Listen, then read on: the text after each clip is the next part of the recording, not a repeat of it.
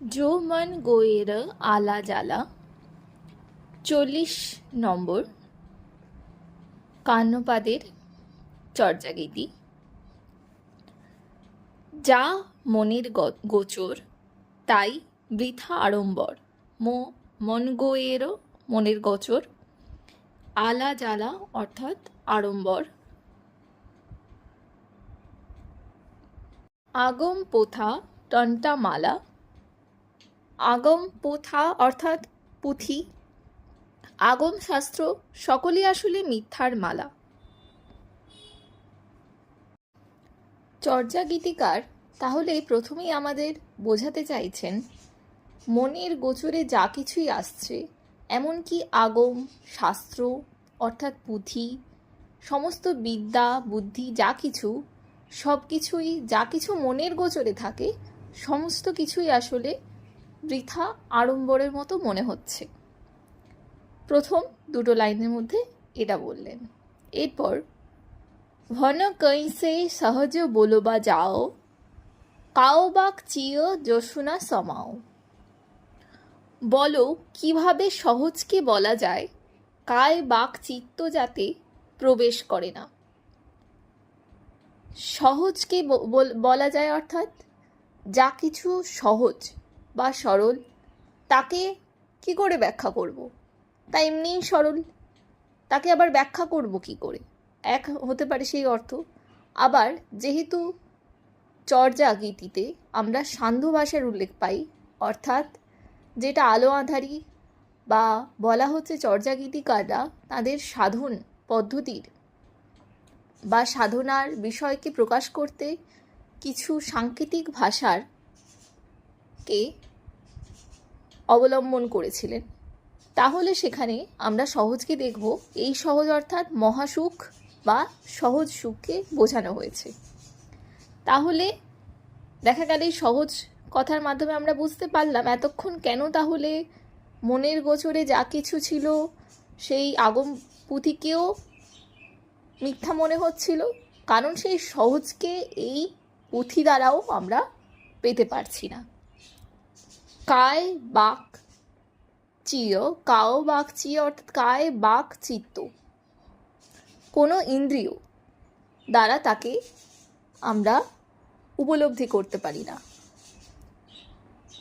মন অর্থাৎ চিত্ত, বাক অর্থাৎ কথা এবং কায় অর্থাৎ ইন্দ্রিয় দ্বারা, অর্থাৎ অবাং মানস গোচরম যদি বলা যায় তাহলে হয়তো এক কথায় বিষয়টাকে এইভাবে বোঝানো যেতে পারে যে কায় বাক চিত্তের দ্বারাও আমরা তাকে ধরতে পাচ্ছি না, আগম পুঁথি দ্বারাও তাকে আড়ম্বর বলে মনে হচ্ছে, তাহলে সেই সহজ সুখ এখানে নির্দেশ করা হলো। এরপর আলে গুরু উয়েসই শীষ, বাক পথাতীত কাহিব কিস। গুরু বলছেন অর্থাৎ গুরু শিষ্যকে যা উপদেশ দিচ্ছেন তাই বৃথা হয়ে যাচ্ছে, কিন্তু তার মানে কি এটাই যে গুরু শিষ্যকে বৃথাই উপদেশ দিচ্ছেন বা যা কিছু উপদেশ দিচ্ছেন তার কোনো অর্থই নেই, অর্থহীন। তারপরেই বলা হলো বাক পথাতীত কাহিব কিস, অর্থাৎ যা কিছু বাকপথ বা জিহ্বা দ্বারা উচ্চারণ করা যায়, মুখ দ্বারা আমরা যা কিছু কথা বলতে পারি, ভাষা দ্বারা যা কিছু বা ব্যাখ্যা করতে পারি, ধরতে পারি, আমাদের কায় বাক চিত্ত যাকে ধরতে পারছে না তাকে আমরা ভাষা দ্বারাও ব্যাখ্যা করতে পারছি না, সেই বাকপথের অতীত বলে আমাদের কথারও পারে, আমাদের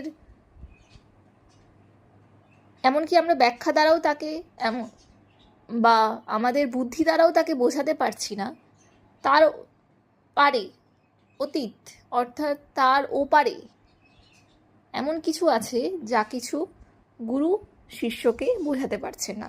তার মানে গুরু জানেন কিন্তু সেটা শিষ্যকে বলতে পারছেন না। বাকপথে অতীত। যেতই বলি তেতবি টাল, গুরু ববসে শিষ্য কাল। যতই বলছি ততই টাল টলে যাচ্ছে বা যেন ততই মিথ্যা হয়ে যাচ্ছে, অর্থাৎ যে সত্যকে সহজ সত্যকে সহজে লাভ করা যায় সেই সত্য তাহলে এত কঠিন কেন লাগছে? কারণ হচ্ছে তা বাকপথের অতীত, কায় বাক চিত্ত দ্বারা তাকে ধরা যাচ্ছে না, অবং মানস গোচরম। সহজ হয়েও তাহলে সেটা সরল বা তাকে ভাষায় বর্ণনার করা যায় না, সেটা অবং মানস গোচরম বা ইন্দ্রিয়াতীত। গুরু সেখানে বোবা এবং শিষ্য সেখানে কালা। প্রথমেই বলে দেওয়া হলো, গুরু যেহেতু ব্যাখ্যা করবেন, কোনো বিষয়কে বুঝতে হলে আমাদের গুরুর শরণাপন্ন হতে হবে। তিনি বুঝিয়ে দেবেন বিষয়টা, আমরা তখন সেই জিনিসটা সম্পর্কে ধারণা লাভ করতে পারবো। কিন্তু গুরুও পর্যন্ত বলতে পারছেন না, তার মানে গুরু উপলব্ধি করেছেন, গুরু জানেন বিষয়টা, কিন্তু গুরু সেটাকে বলতে পারছেন না। ভনৈ কান জিনরান বিকৈসা কালে বোব সংবহিও জৈসা। কাণ্ড বলছেন, জিনরাহনা কৈসা, জিন রতন কেমন, কালে বোব সংবহিও জৈসা। কালা যেমন বোবাকে সম্বোধন করে। কালা বোবাকে কিভাবে সম্বোধন করে, বা বোবা কালাকে কিভাবে সম্বোধন করবে, কিভাবে জানাবে বিষয়টা? গুরু বোবা, শিষ্য কালা, তাহলে কিভাবে বোঝাবে? ইঙ্গিত দ্বারা বোঝাতে হবে। সেই ইঙ্গিত কীরকম হতে হবে? এই উদাহরণে বলা যায়, যখন ব্রহ্ম কি এই প্রশ্ন করা হচ্ছে, শ্রীরামকৃষ্ণদেব তখন কেমন উত্তর দিচ্ছেন? নুনের পুতুল সমুদ্রে গেছিল সমুদ্র কি জিনিস দেখতে। নুনের পুতুল ফিরে এসে কেউ উত্তর দিতে পারবে সমুদ্র কীরকম ছিল? নুনের পুতুল অর্থাৎ সে সমুদ্রেই মিশে গেছে, বা সমুদ্রের যে বিষয়বস্তু আর নুনের যে বিষয়বস্তু, সেই নুন একই জিনিস, তাই দুটোই মিলে গেছে। সে জেনে গেছে নুন কি, সে জেনে গেছে সমুদ্র কি, কিন্তু সে সেটাকে আর বলতে পারবে না আমি এসে যে ফিরে এসে জানো আমি সমুদ্র দেখতে গেছিলাম, সে বিষয়টা আমিই আসলে। সে সেটা মুখে এরকমভাবে বলে দিল, কিন্তু সেটার দ্বারা কোনো অর্থহীন। অর্থাৎ একজন বোবা আর কালার মধ্যে যেমন বিষয়টা, বোবা যতই মুখ অঙ্গভঙ্গি করুক, মুখ দ্বারা বোঝানোর চেষ্টা করুক, কালার কাছে সেটা অশ্রাব্য, অর্থাৎ কালা কিছু শুনতে পায় না সেটা। সুতরাং এইভাবে বোঝানো যায়। আর এক হতে পারে, একটা হাতিকে চারজন অন্ধ, চারজন ব্যক্তি, তাকে চোখ বেঁধে দেওয়া হয়েছে। একদিক থেকে বলা যায় তারা দেখতে পাচ্ছে না বিষয়টা, বা আমরা যদি ধরি অবাং মানস গোচরম বলে আমরা যাকে বোঝার চেষ্টা করছি, তা আমাদের যেহেতু কায় বাক চিত্ত অর্থাৎ ইন্দ্রিয় বা পঞ্চ ইন্দ্রিয়, চোখ যার মধ্যে পড়ে, তার দ্বারাও আমরা কিন্তু বুঝবো না, তাকে আমাদের অনুভূতি বা উপলব্ধি দ্বারা বুঝতে হবে। তাহলে ওই চারজন ব্যক্তি যাদের চোখ বাঁধা, তারা একজন দাঁত ধরলো, একজন পা ধরলো, একজন লেজ ধরলো, তারা প্রত্যেকের মতো এবারে বোঝানোর চেষ্টা করছে জিনিসটা কি।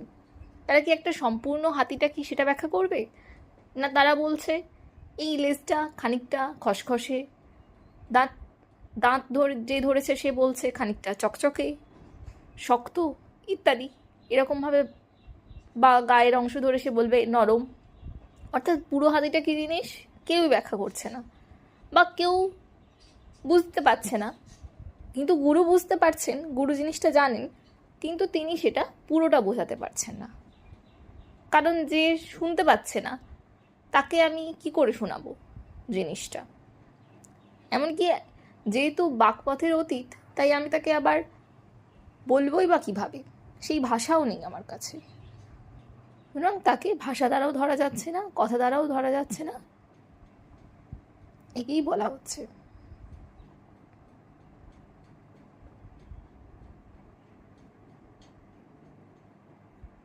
আরও উদাহরণ দেখতে পারবো। নরেন্দ্রনাথ শ্রীরামকৃষ্ণদেবের কাছে গেছেন, তিনি প্রশ্ন করলেন, আপনি ঈশ্বরকে দেখেছেন? শ্রীরামকৃষ্ণদেব উত্তর দেবেন, আমি দেখেছি, তোকেও দেখাতে পারি। তিনি এটাও বলতে পারতেন, ঈশ্বর এই এই বস্তু আমি দেখেছি, এই রকম রবীন্দ্রনাথের একটা ধারণা হতো। কিন্তু তার ফলে কি ঈশ্বর কি বস্তু, সেটা তার মধ্যে সংশয়, এক ধরনের সংশয় হয়তো থেকে যেত। তিনি সেটাকে আর ইন্দ্রিয়ের অতীত বলে তাকে সেই উপলব্ধি, অনুভূতি বা দর্শন, এখানে এই চক্ষু দর্শনের কথা বলা হবে না, আমাদের অজ্ঞানের অন্ধকার দূর করে যে জ্ঞানের আলো উদ্ভাসিত হচ্ছে, গুরু সেই জ্ঞানের আলো দ্বারা আমাদের শুধুমাত্র রাস্তা দেখিয়ে দিতে পারেন। তিনি কখনোই তার বাইরে কি আছে সেই বিশালত্বকে, সেই অসীমত্বকে কথায় বলতে পারে না। যে কোনো আমরা স্বাভাবিক বিষয় দিয়ে ব্যাপারটাকে বুঝতে চেষ্টা করতে পারি। আকাশ থেকে আমরা কেমন বলতে পারি? নীল, খানিকটা বেশি নীল, একটু সাদা চারিদিকে, একটু হলুদ, সূর্য উঠলে কমলা। কিন্তু সমগ্র আকাশ কী রকম তাকে যেই না দেখেছে তাকে কিভাবে বোঝাবো? তার মতো করে কয়েকটা আমি আমার ভাষায় তাকে বর্ণনা করতে পারি, কিন্তু কখনোই তাকে সম্পূর্ণতা বা সে সেটা দেখতে পাচ্ছে কিনা সেটা সম্পর্কে আমার কোনো ধারণা থাকবে না। এইভাবে আমরা বিষয়টাকে বুঝে নিতে পারি।